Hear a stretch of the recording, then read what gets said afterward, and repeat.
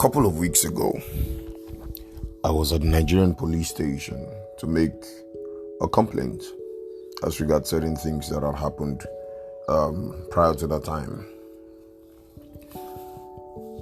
However, the gist is not about being there, While there, trying to write my report, or would you call that a complaint now? Because I was the complainant. I noticed a lady who was crying there, and I was eavesdropping on the conversation. I discovered that she got into a fight and with another lady, and while involved in the fight, they both exchanged words, they jacked up one another, tightened their shirts to themselves, those kind of things when people are having a fight, One thing led to the other. The other lady couldn't breathe because of how this lady, now in the Nigerian police station, held her shirt around her neck. So she choked her. She couldn't breathe well. They took her to the hospital. While there, she passed on. So right now, the family of the lady she fought with, they were charging her for manslaughter. Murder, as it were. So she was there all crying and feeling all sober and all the likes. And I was wondering what exactly was going on. And people don't just fight, so why would they just fight? What would have happened? What could have caused it? Was she triggered? Was there something that led to that? Still eavesdropping, as a Nigerian that I am now, I heard that they fought because of 1,500 naira. 1,500 naira. Enough to take a life. Well, I was just amazed. So I left back for church, lamenting on how two young people could fight because of 1,500. So I had to return because I had to make an inquiry. Then I had to return there. On my way in, I found out that she was being handcuffed alongside her friend. That got me surprised. It got me surprised. I was wondering what exactly could have gotten this one involved, especially because she wasn't even there when they were interrogating this other lady. So what exactly got her friend involved? So one thing led to the other. I knew that your relationship indeed can determine where you end.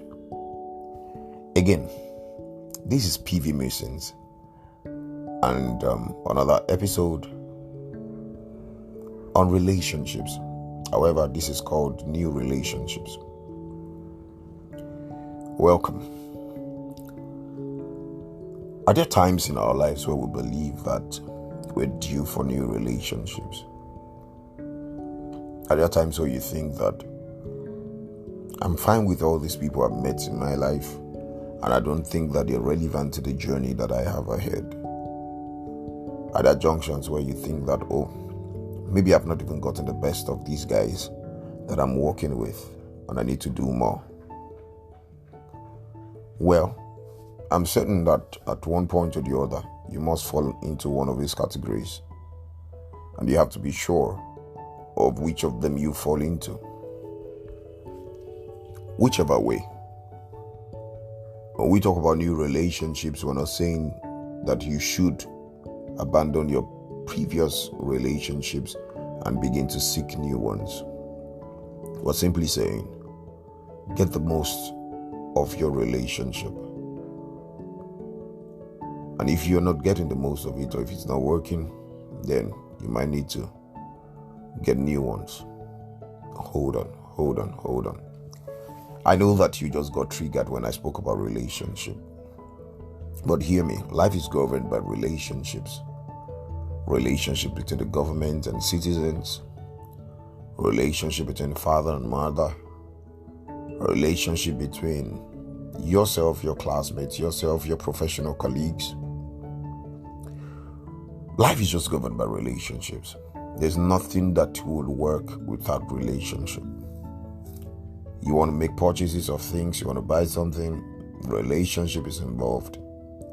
I believe that relationship powers the birth of people, and one way or the other, even the death of people is powered by relationship. I'll give you an example. No one was born into isolation. They were born into a family. Oh, someone was to say I wasn't there. My mom wasn't there for me. And it was artificial insemination. I was raised in an incubator. Yeah, even being raised in an incubator, you are still supervised by a doctor. So, another relationship. What else?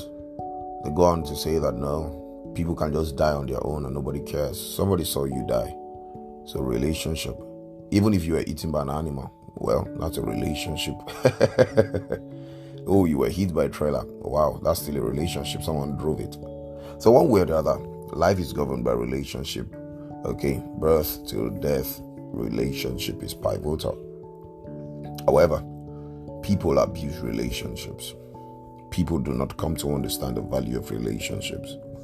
The end product of a man can be determined by the relationships he keeps or did not keep.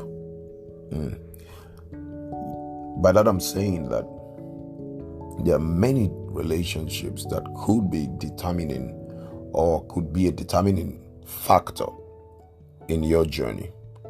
If you do not make the most of them, then you'll be stalled. Not like every other person cannot fill in the gap these other folks would do. They can. However, everyone has a measure they add to your life. I've heard people say, let him go, let her go. Someone else will fill his space. Someone else will fill her space. Yes, someone else will fill his space. Someone else will fill her space. However, there is a flavor, there is a taste, there is a value that he adds to you, she adds to you that nobody else can add to you. And if someone else adds it, no one can add it the way they do. There's something about them. There's something about this person that is unique. Understand it. Each time people leave you, no matter how the situation, no matter the situation of, surrounding the leaving or the movement, understand that, especially if it's a person of value, understand that, you missed something valuable. Yeah, God has many valuable people. You can find succor in that. But understand that relationships are very pivotal to your journey. I saw something in the Holy Book in Proverbs 13:20. Proverbs 13:20 said, keep company with the wise and you will become wise. It said, if you make friends with stupid people, you'll be ruined. So you see, when we talk about relationships, you must come to understand that growing old is automatic, but growing up requires effort. We grow in relationships, we mature in relationships. Oh, they tell you that gray hair is a sign of maturity in the old people. No, foolish people also grow old and they also have gray hair. So if a person must truly upgrade, then effort is required. Effort is required. Not just effort on yourself, effort on the people around you. No matter what you learn, if you're plugged into the wrong relationship, you will make a mess of your life. So, in your acquiring of knowledge, in your acquiring of skills, in your acquiring of life goals, vision, purposefulness, if you miss out on the vital point of getting the most of your relationship, all that you learned will be thrown into the bin. So it's important that we come into a new normal. And to come into a new normal, you have to do new things. Embrace new relationships. You see, relationships can be likened to a vehicle on which life's journey is fostered. Yeah. It determines how fast you would go. It determines how slow you get there. So a man is expected to grow to the degree, of the people he's working with. A woman is expected to grow to the degree of the people she's working with. When you grow above them, then it becomes a little bit worrisome amongst them. You might not be privy to that information, but then a relationship is like a prophetic word about your tomorrow. It is. And that is why if you're always the wisest person on the table, then you're on the wrong table. Everyone should have an opinion. Everyone's opinion should count. You see. Also, the same holy book we read, it says, don't be fooled. Bad companions will ruin good character, no matter how good your character is. Once you're in a bad relationship, once you are walking with the wrong set of folks, then your character will be ruined. So in the story of this other lady who fought, I was wondering, what got this other lady involved. Relationship. She must have been jeering her on. Go on, beat her, deal with her. Let her know you're not a mate because of 1,500 naira. 1,500 naira is like $1 in today's market. Just $1, equal to about $8 into the market space. So someone got her life, taken away from her just because of $8. Doesn't make sense. Okay. So you understand that we're not designed to take people as they are, but we're designed to celebrate people as they grow. Relationships become boring, become sour when people remain the way they are. Yeah, we joke about it that you have not changed. See you. Just the same way you were 10 years ago, 20 years ago is the same way you are. But deep down, there's nothing to celebrate about you. Relationships flourish when there's a reason to celebrate you. When there's a reason to celebrate people. So, look into your space.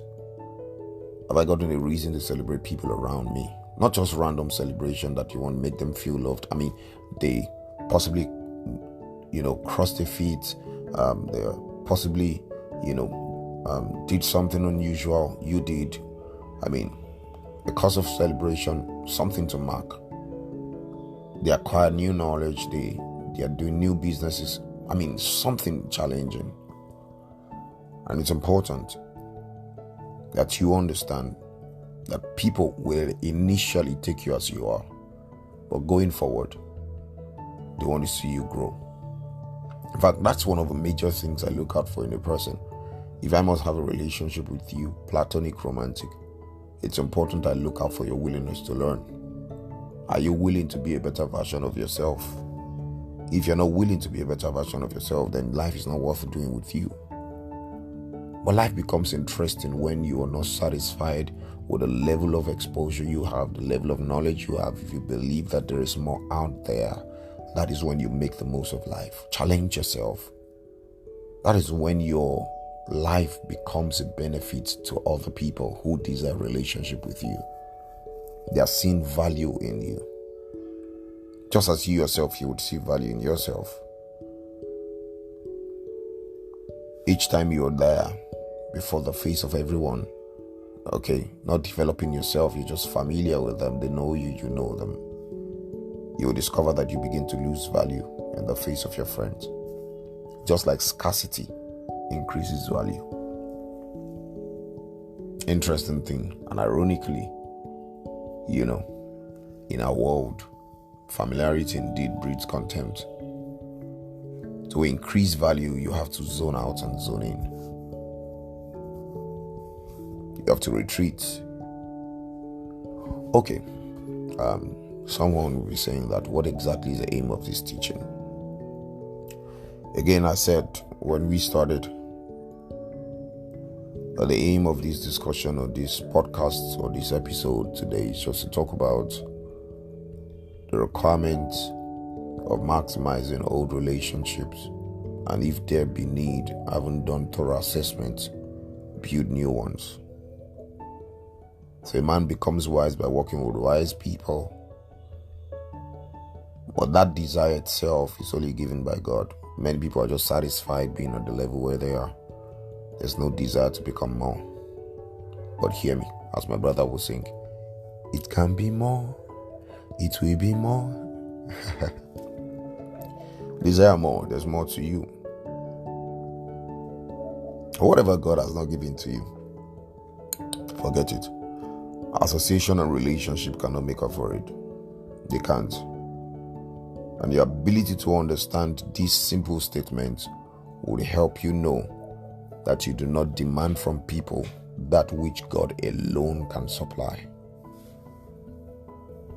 What God has not given you, association cannot make up for it. If God didn't give you a talent to sing, association will make up for it. Association will not suddenly give you ability to sing. It won't.